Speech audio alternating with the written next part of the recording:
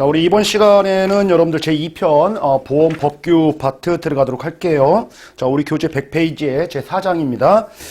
자, 보험 모집 준수 사항이라고 되어 있는데 처음에 이제 보험업법이라는 게 나오죠. 우리 보험과 관련된 이제 법률이 여러분들 상법이라는 게 있어요. 뒤쪽에서 생명보험 관련된 파트 우리 제3편 공부할 때 보험 계약 관련된 근거 법률 해서 이제 상법이라는 것을 공부를 하실 텐데, 이 상법은 여러분들 우리가 이제 대표 상위법이라고 보시면 돼요. 그래서 상거래와 관련된 법률인데, 그 중에서 하나가 이제 보험이라는 게 있잖아요. 보험도 상품이다 보니까. 그래서 상법에서는 보험 계약이 뭐다라고 해서 이 계약을 규정한 법이 바로 상법이다, 이렇게 보시면 돼요. 그래서 계약은 상법에 나온다. 그거 이외에 여러분들 우리 이제 보험업법이라는 게 있는데, 보험업법은 우리 이제 실질적인 법이라고 보시면 돼요. 이제 우리하고 피부로 와닿는 법. 그래서 보험과 관련된 보험 회사가 있고요. 그리고 거기서 일하는 보험 설계사라는 조직도 있고요. 그리고 거기에서 판매하는 보험 상품도 있고, 그리고 이쪽 관련된 부분들에 대해서 뭐 자격이 있는 사람들이 판매를 해야 되는 거고, 여러 가지 잘못됐을 때는 규제도 있어야 되는 거고, 그래서 실질적인 모든 것들을 감독하는 법률이 바로 보험업법이다, 이렇게 보시면 되겠죠. 자, 그러면은 이제 보험업법은 여러분들 요 상품과 관련된 얘기 나오면은 보험업법이에요. 근데 계약이라는 말이 나오면은 상법이다, 이렇게 보시면 돼요.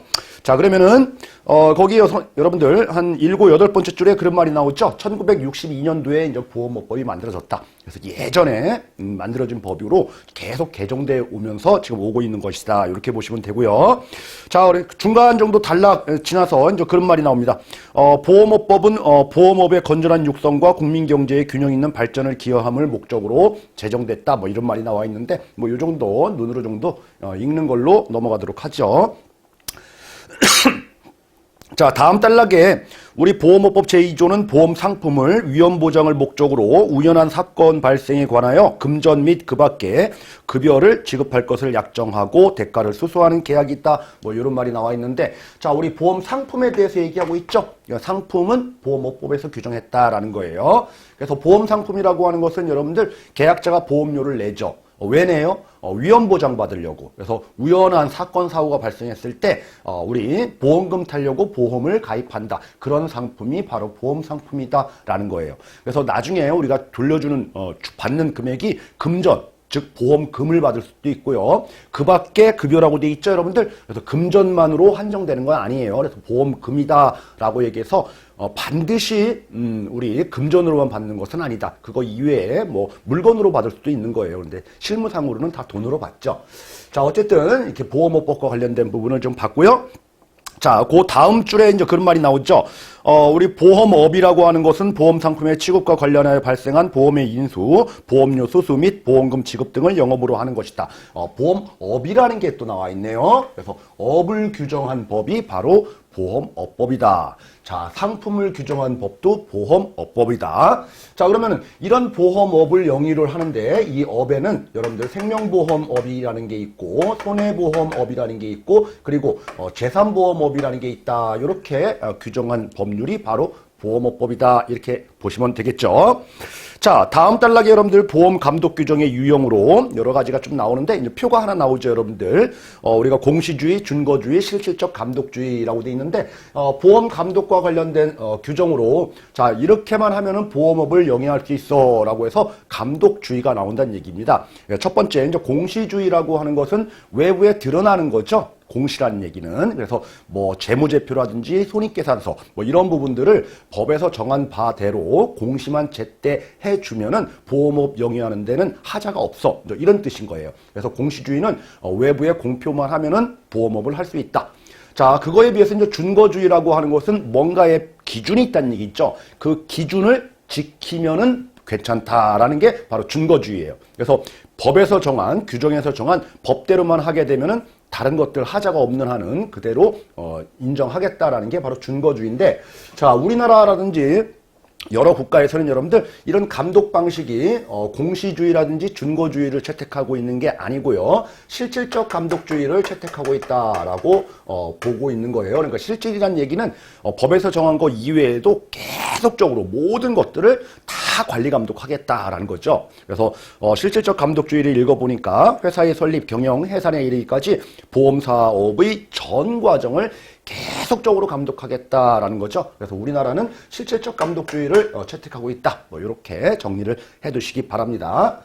자, 그러면 이제 보험 모집과 관련된 부분들 보도록 하겠습니다. 그래서 양가로 2번 보니까 보험 모집할 수 있는 자라고 돼 있는데 일단 여러분들 큰 틀을 먼저 한번 잡아두시기 바랍니다. 자, 큰 틀이라고 하는 것은 우리 체계도예요. 체계.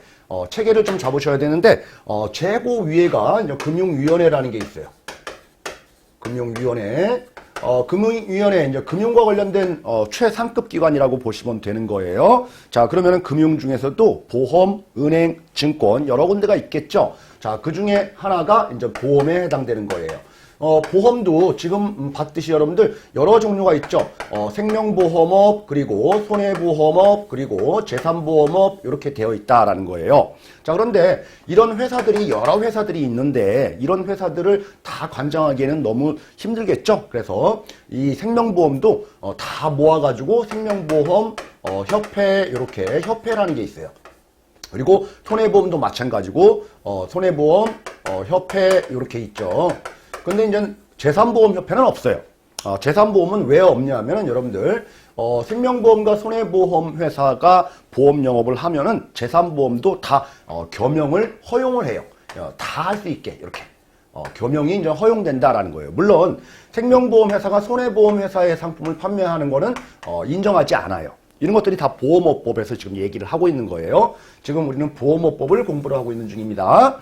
자, 이렇게 겸용과 관련된 내용도 보험업법에서 지금 다루고 있는 겁니다. 자, 그러다 보니까 재산보험협회라는 것을 만들 필요가 없는 거예요.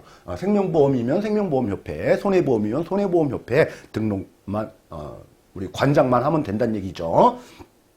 자, 요런 전 체계로 되어 있고요. 자, 보험을 모집할 수 있는 자 해가지고 우리 이제 생명보험 회사의 내부적인 조직을 보면은 우리 임직원이라는 게 있죠.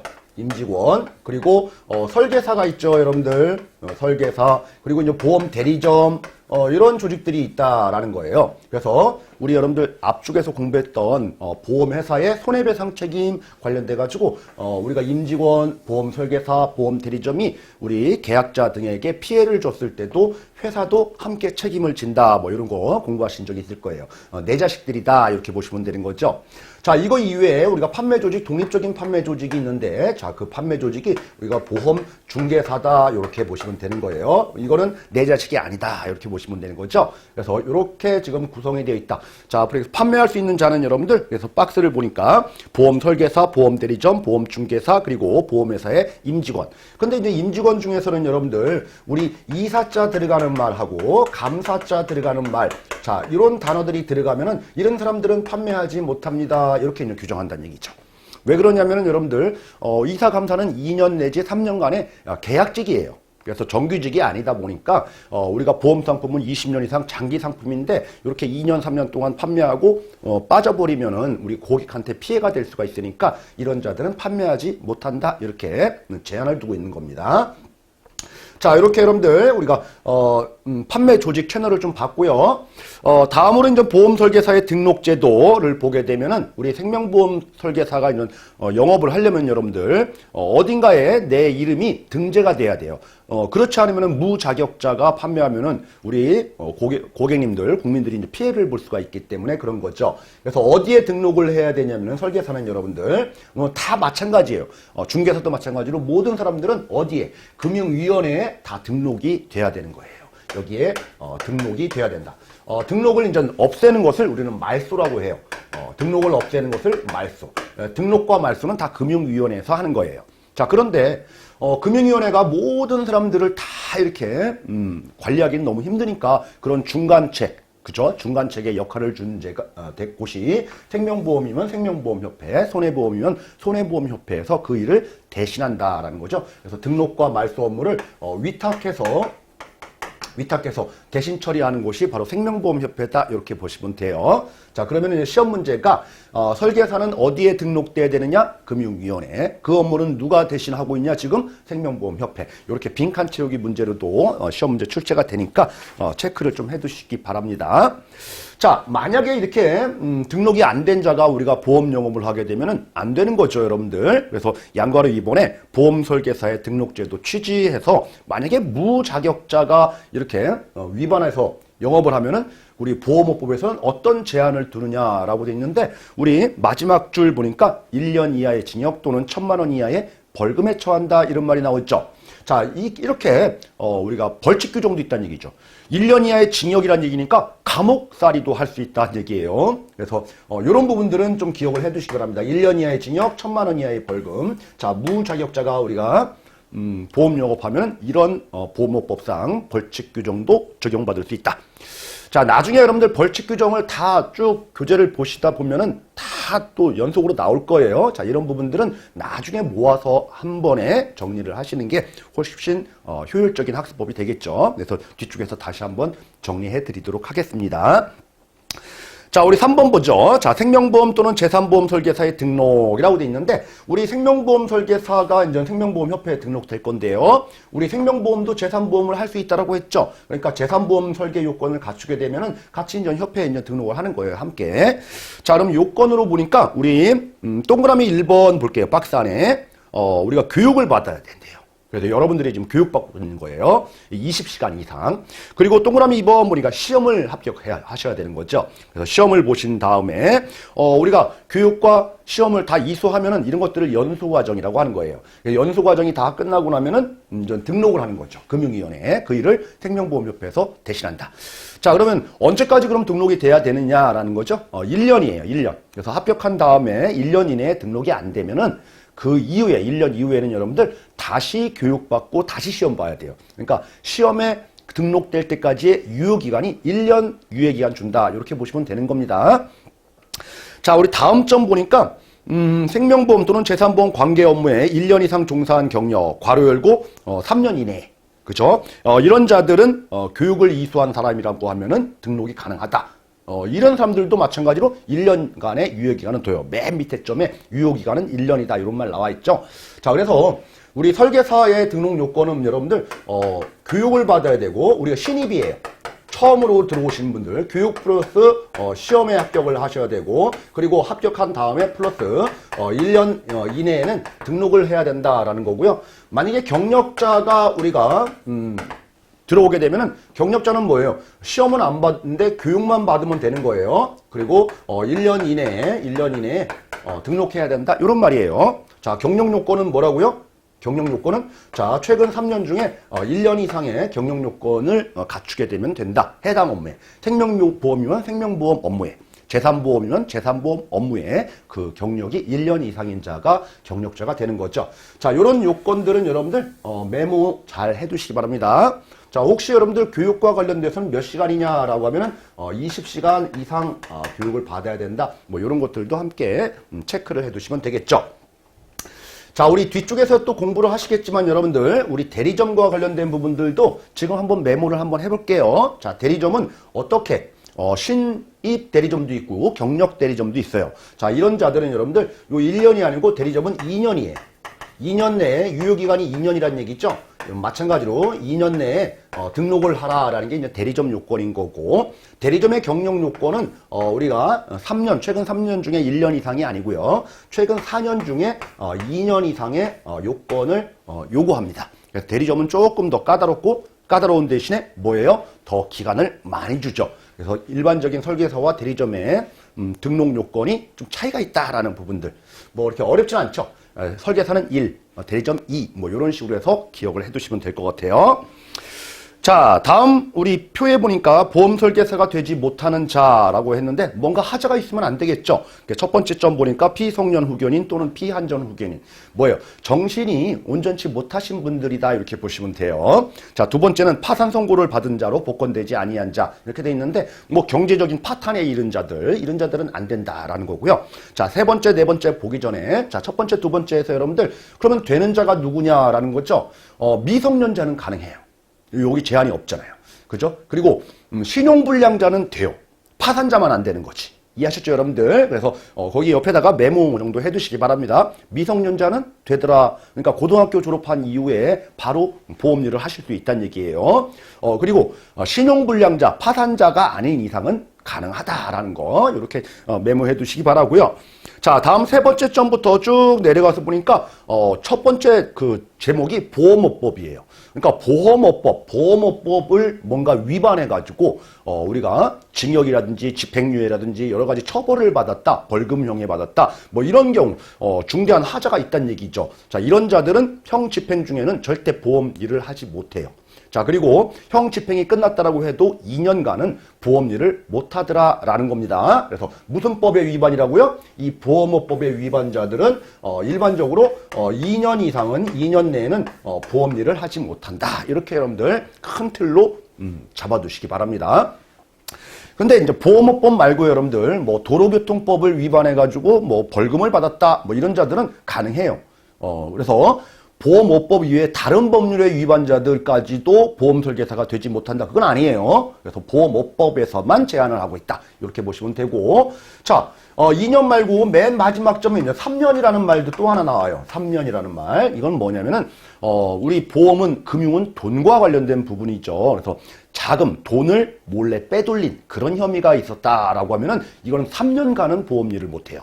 그래서 보험금이라든지 대출금과 관련된 부분들을 몰래 빼돌렸다, 그거를 유용했다 이렇게 얘기를 하는 거죠. 그래서 유용한 죄를 죄를 범한 자들은 그 이후에 3년간은 보험료를 못한다. 그래서 아주 가중 처벌을 하는 거죠. 그래서 일반적으로 여러분들 그 위에 맨 밑에 점 말고는 위로 쭉 올라가셔가지고 결론적으로 보면은 보험료를 못하시는 분들은 이상한 사람은 못한다 이렇게 보시면 되겠죠. 이상한 사람은 못한다. 근데 3년은 여러분들 더 가중한다. 돈을 빼돌린 사람들 이렇게 두 가지로 대별해서 이렇게 기억을 해두시면 충분할 것 같아요. 자, 다음으로 여러분들 우리가 이제 교차 모집 제도라는 게 나옵니다. 자, 우리 여러분들 생명보험 설계사는 생명보험 상품만 판매해야 돼요. 그리고 여러분들이 한 회사에, 그쵸? 특정 한 회사에만 소속돼 있는 거죠. A 회사면 A 회사 상품만 판매하는 거예요. 그걸 가지고 우리는 일사전속주의 이렇게 얘기해요. 한 회사에 전속돼 있다 이렇게 얘기를 하는 거예요. 다른 회사 상품을 판매하지 못하는 거죠.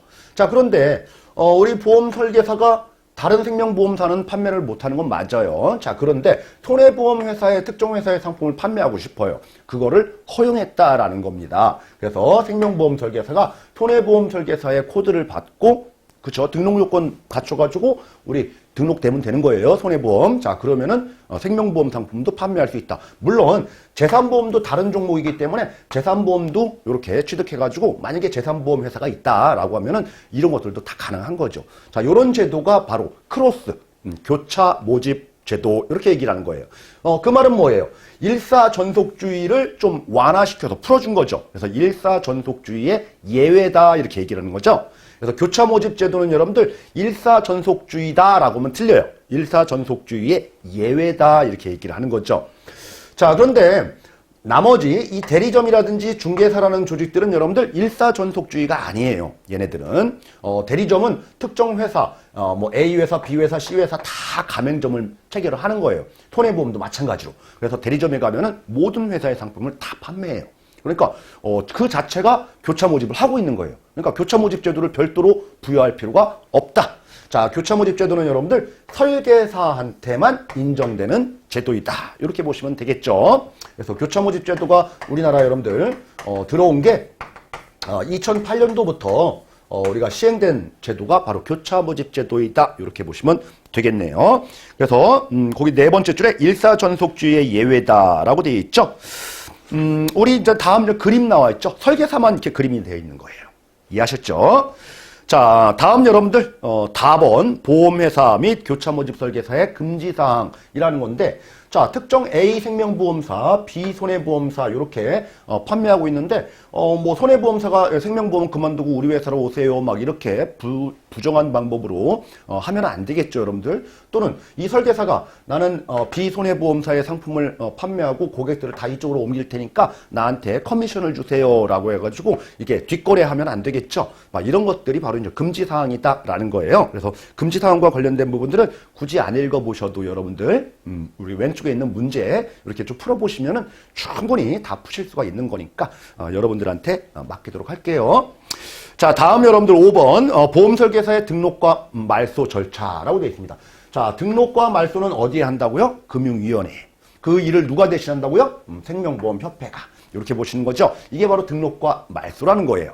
자, 이거 말고도 여러분들 우리 설계사가 특정 보험회사에 우리가 계약을 체결해서 나 여기서 일할게요 라고 해서 오신 거잖아요. 자, 이런 것들을 뭐라고 얘기를 하는 거냐면은 우리는 위촉했다 또는 그만두겠다라고 하면은 해촉했다 이렇게 얘기를 하란 얘기죠. 그러니까 위촉과 해촉이라는 용어하고 등록과 말소라는 용어는 그 어디에다 하느냐 그 소관 기관이 다른 거예요, 여러분들. 그래서 회사와 나와의 관계는 위촉, 해촉, 그리고 생명보험협회 또는 금융위원회 이쪽과의 관계는 등록, 말소. 이해하셨죠? 자, 그러면은 등록할 때 여러분들 어떻게 등록할까요? 내가 직접 할 수 있을까요? 등록은 여러분들 직접은 못해요. 여러분들이 직접 등록하는 건 아니에요. 어디에서 해주는 거냐면은 내가 소속돼 있는 회사를 통해서만 등록되는 거예요. 그래서 여러분들이 생명보험협회에 가서 나 등록하러 왔어요 그러면은 안 받아줘요. 자, 그런데 말소는 여러분들 이 말소는 내가 가서 직접 말소도 가능해요. 그리고 회사를 통해서 말소도 가능해요. 직접 말소도 가능하고 회사를 통해서 말소도 가능하다. 자, 왜 이런 제도를 뒀을까요?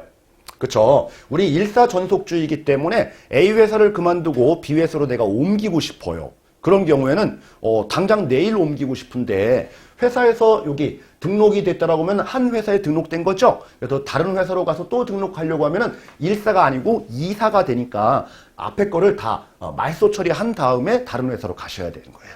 자, 그러다 보니까 회사가 그 일을 처리해 줄 때까지 기다리기 싫은 거야. 그래서 내가 직접 가서도 말소할 수 있다라는 거예요.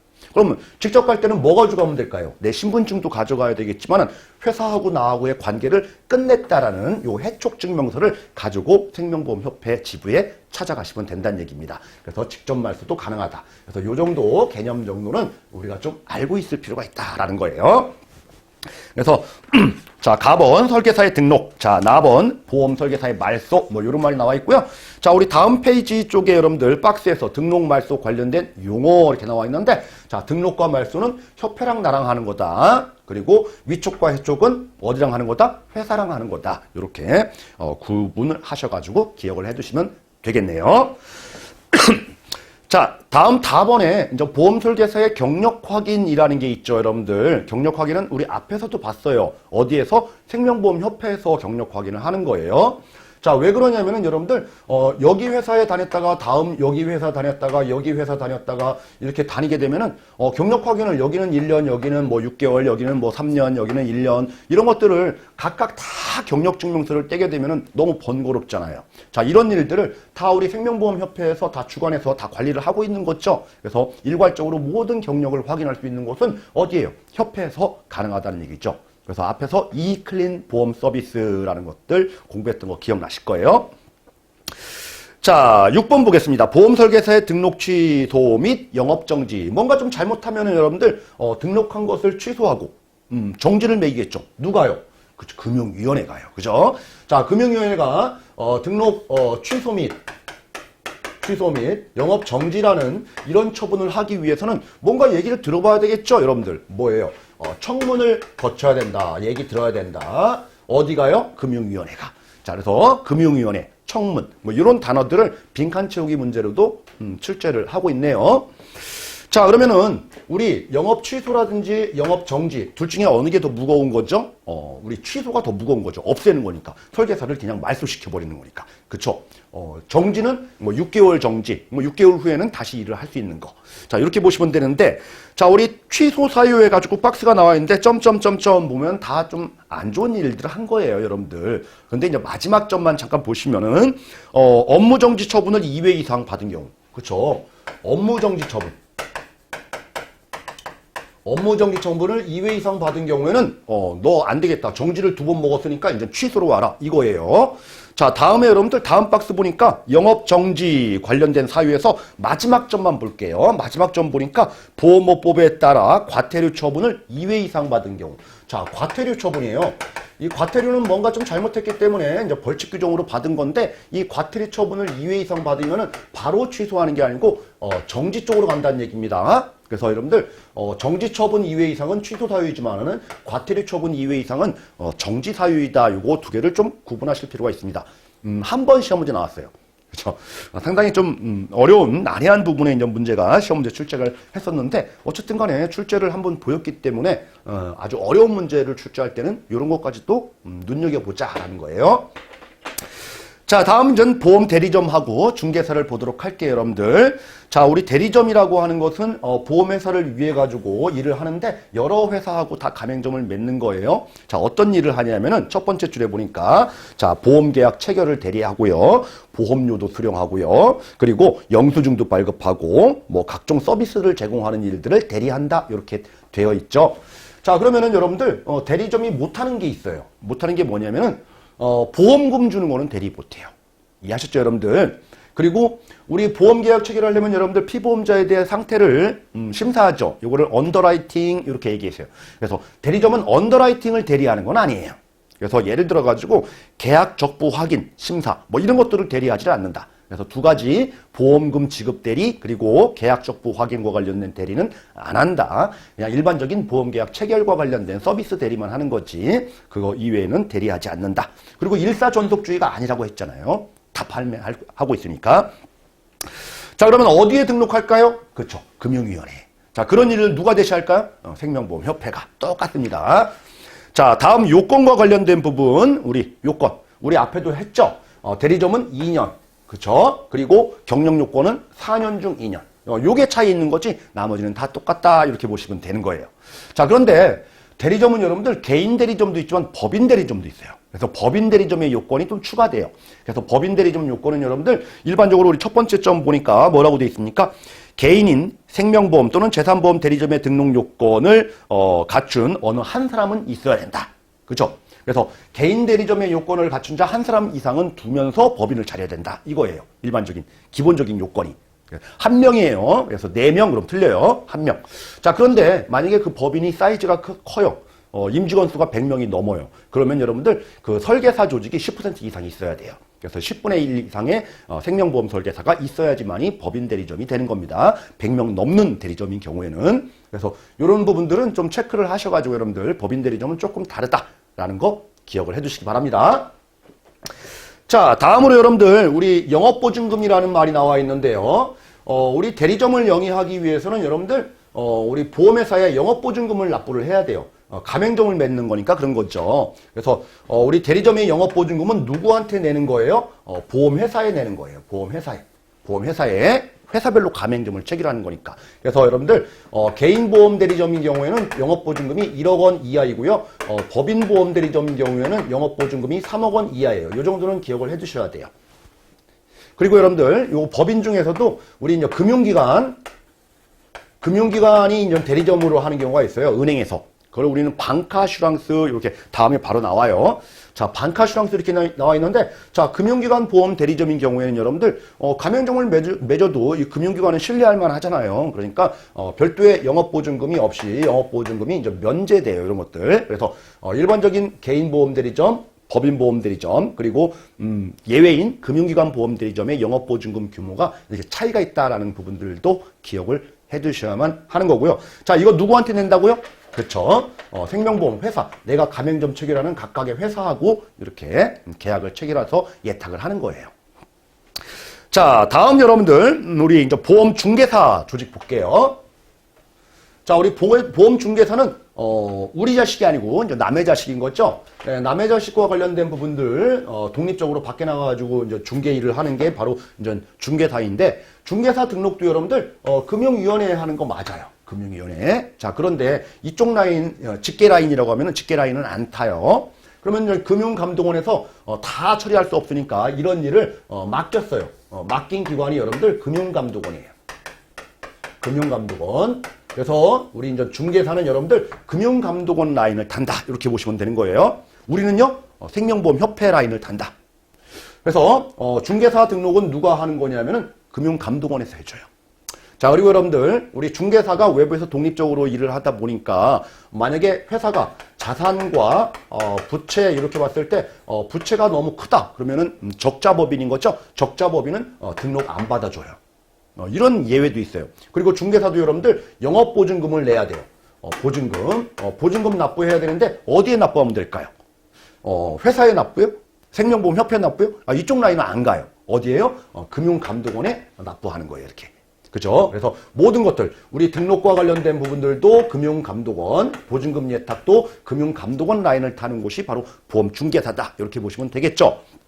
자, 그래서 시험제 자주 나옵니다, 여러분들. 중개사가 생명보험협회를 통해서 등록한다 그러면 틀린 말이고요. 보험중개사가 보증금을 예탁해야 되는데 이거는 보험회사에 예탁한다 그러면 틀린 말이에요. 다 금융감독원 쪽이다. 이렇게 정리를 해두시기 바랍니다.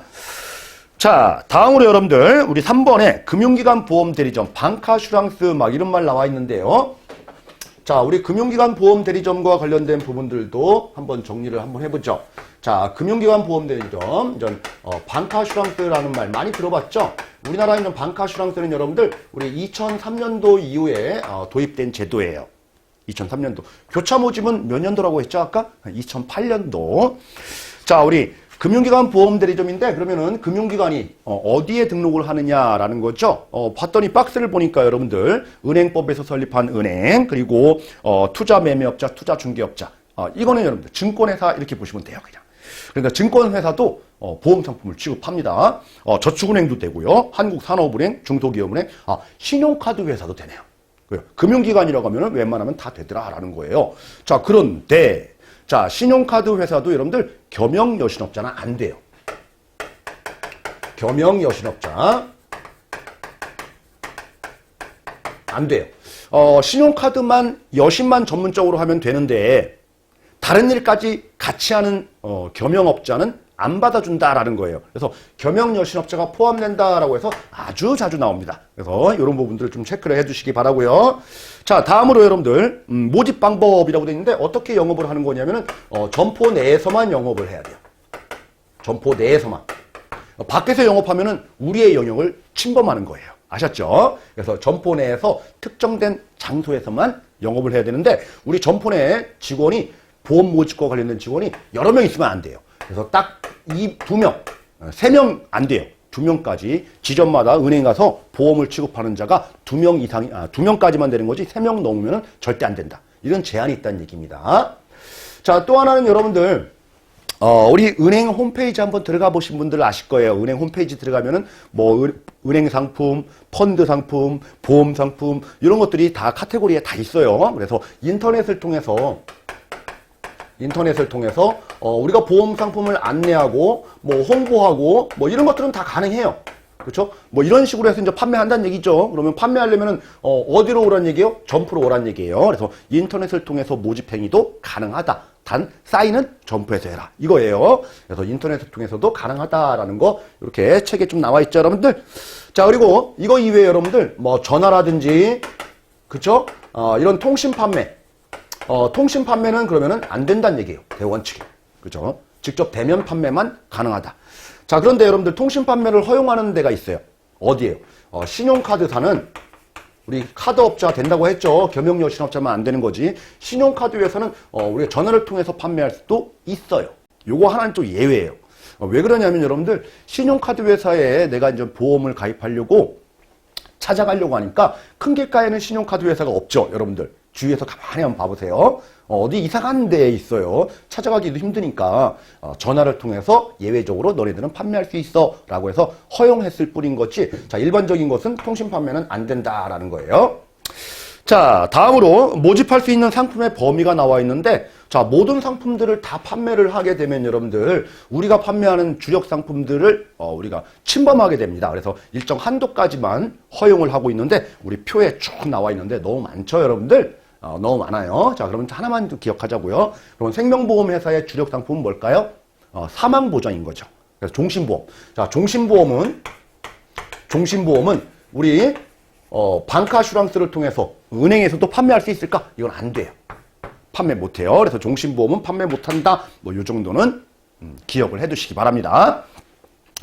자, 그리고 이제 마지막으로 마번, 금융기관 보험대리점의 금지 행위라고 되어 있는데, 우리 은행에서 보험 판매하면서 보험 판매 조건으로 대출, 뭐 이런 조건부로 판매하는 부정행위들을 우리는 일명 꺾기라고 해요. 그렇죠? 뭐 대출을 해주면서 보험 들을 때 대출해줄게. 꺾고 들어가는 거죠. 꺾기. 이런 부당 영업행위는 근절돼야 되는 거죠. 네, 이런 것들은 절대 안 돼요. 그래서 그리고 또 점포 이외에서 판매하는 건 또 안 되겠죠, 여러분들. 이런 것들 금지 행위와 관련된 부분들도 쭉 표로 나와 있는데 체크된 거 위주로만 여러분들 눈으로 한번 읽어보는 정도도 충분히 커버가 되는 부분이니까 뭐 요까지만 우리 정리하시면 될 것 같아요. 그래서 이번 시간에 여러분들 우리 보험업법과 관련된 부분에서 상당히 보험 모집과 관련된 부분들을 두루 지금 알아봤는데 시험 문제는 이 지금 설명드린 모든 것 중에서 한 문제 나온다라고 보시면 돼요. 한 문제. 그래서 어디가 나올지 모르죠. 설계사가 나올지, 대리점이 나올지, 아니면 중개사가 나올지, 아니면은 금융기관 보험 대리점이 나올지는 예측이 좀 불가능하죠. 막 뒤섞여서 나오니까. 그래서 우리 기출 문제들 여러분들 책에 왼쪽 오른쪽에 있는 것들이 있죠. 그것들 중심으로 여러분들 정리를 하시면은 요 범위 내에서만 시험 문제 나온다라고 보시면 되는 거예요. 자, 이번 시간에 이렇게 좀 알아봤고 잠시 쉬었다가 다음 시간부터는 여러분들 우리 준수, 지켜야 될 사항들, 법에서 정하는 보험업법의 실질적인 준수 사항들을 한번 추가적으로 알아보도록 할게요.